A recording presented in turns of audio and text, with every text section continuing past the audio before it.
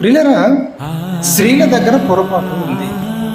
భర్తకు మాట వినకుండా, భర్తను చూసుకోకుండా, భర్తకు ప్రేమ పంచకుండా ఈరోజు భార్యలు ఉన్నారు. భార్యగా నువ్వు ప్రేమను చూపిస్తే నీ భర్తకు, మీ ఆయనకు, ఏమండి నీ భర్త ఎందుకు రాడు మందిరానికి?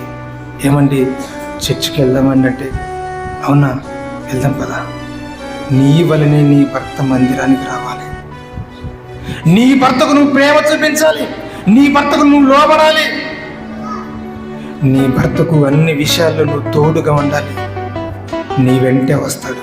నిజం చెప్తున్నానండి, నీ భర్తకు వాక్యం అవసరం, నీకు వాక్యం అవసరం, నీ కుటుంబానికి వాక్యం అవసరం, అందరికీ వాక్యం అవసరం. అందరూ రక్షింపబడాలి. ఏ ఒక్కరు నశించుట దేవునికి ఇష్టం లేదు కదా. మీరు చూసుకుంటూ వెళ్ళిపోతావా? వెళ్ళిపోతావు తల్లి? వద్దమ్మా.